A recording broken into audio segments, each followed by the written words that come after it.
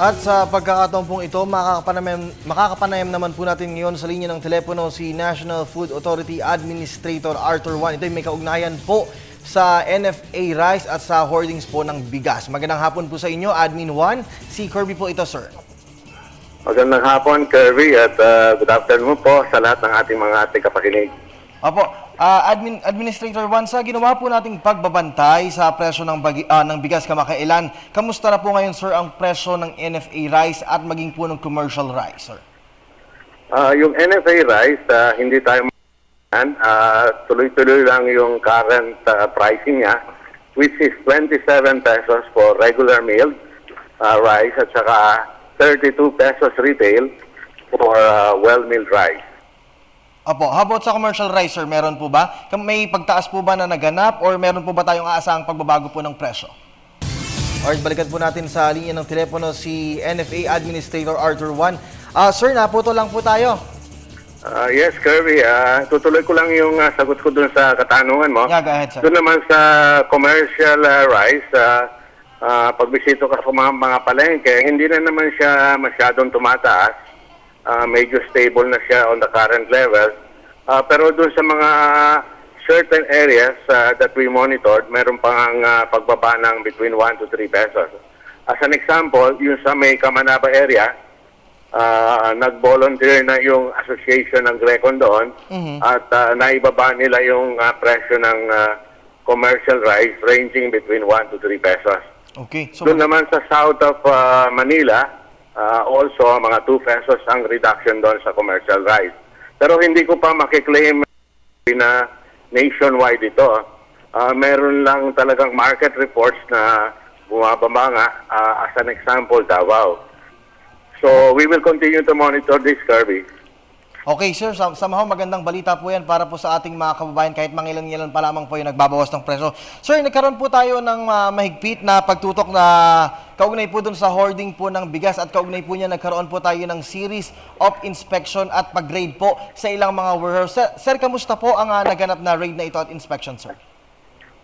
Unang-una, Kirby, ang ginagamit kong term ay inspection at visitation. I really would not like to use the word raid. So, okay. Ito pong out of the 18 na nabisita po ng NFA, only 4 were found positive for some violation. Pero medyo sensational nga po itong mga apat na to. No? Would you like me to mention and explain the 4, Kirby? Sige, sir. Go ahead po. Yes. Yung unang-una, that happened Thursday last week in Marilao, Bulacan. So, meron pong violation doon kasi po yung NFA rice nire-rebag po sa commercial sacks. So, talagang kitang-kita po yun na violation. That's approximately about 1,200 bags. Okay. Pinatawag na po natin yung may-ari doon, summons, and we have filed a case in Malolos, Bulacan. Yun naman pong pangalawa na nakita natin ay in Barangay Kupang, part of Muntinlupa City. Doon naman po, meron tayo nakitang medyo malaki po ito, mga 17,000 bags of NFA rice that is rebagged in a inverted NFA sack. So, medyo hindi na po masyadong maganda yung quality ng rice na yun. So, similarly, ipapatawag po natin through a summons yung may-ari. Yung pangatlo po ay medyo iba naman yung angle. So, sa Barangay Tikay, Malolos City. Doon po, ang nakita natin ay meron po silang importation na broken rice residue. Yung pong broken rice residue is a feed ingredient that has a import permit from the Bureau of Animal Industry. Legal po yung importation. Meron din po silang imported Thailand rice, also allowed through the minimum access volume. Meron din po silang import permit doon. You'll note po, itong location na to is a is a feed miller. Pero doon po sa feed mill na yon ay nakita po natin na minimix yung broken rice residue, which I'm reiterating is a feed ingredient. Kasi po ang import permit allowed by Bureau of Animal Industry. Tapos po minimix with the imported Thailand rice. So it's definitely allowed yun under our rules and regulations. Tapos po, yung pong mixing na yon, nangyayari po siya inside the feed mill. So normally po hindi dapat talaga magkaroon ng mixing of food for humans in feed mill. So violation po talaga yon. So, and there is a fourth one in Valenzuela.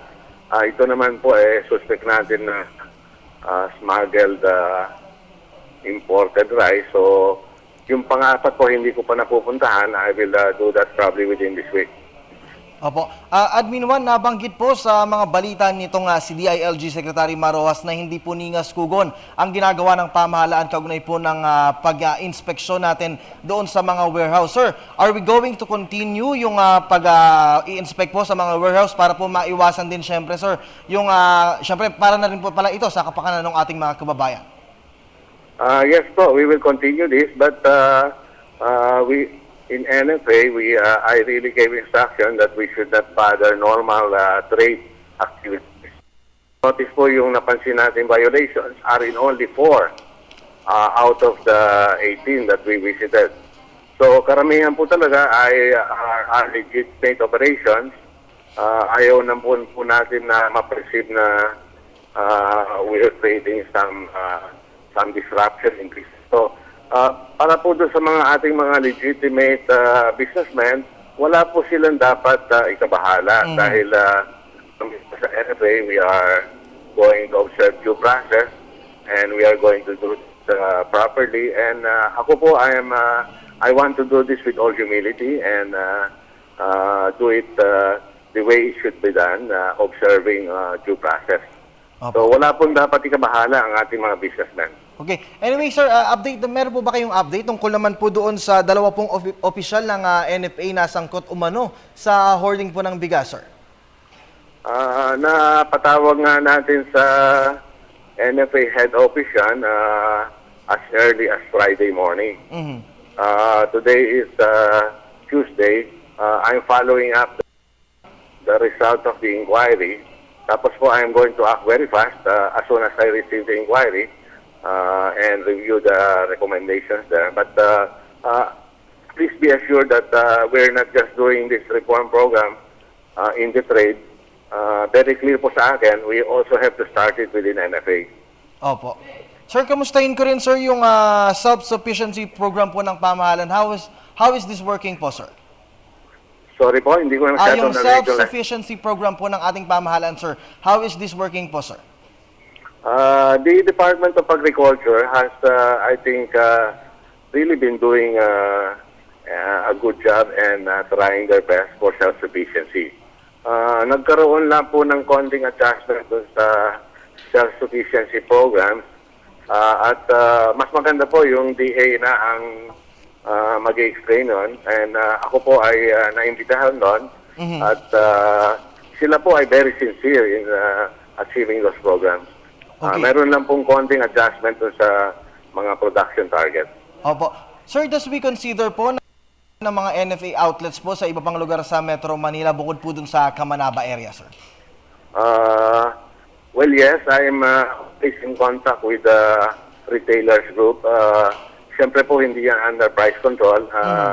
Any reduction in commercial rice prices is done voluntary by not only the retailers group, it has to be the whole value chain.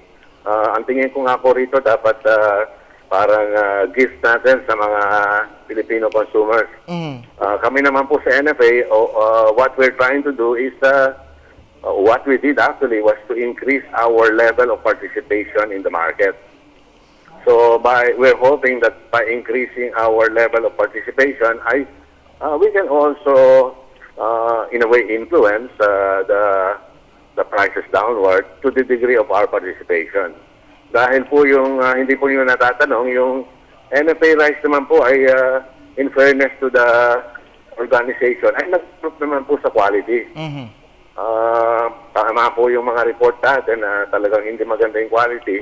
Pero po ngayon, parang itong current stock natin ay maganda po ang quality.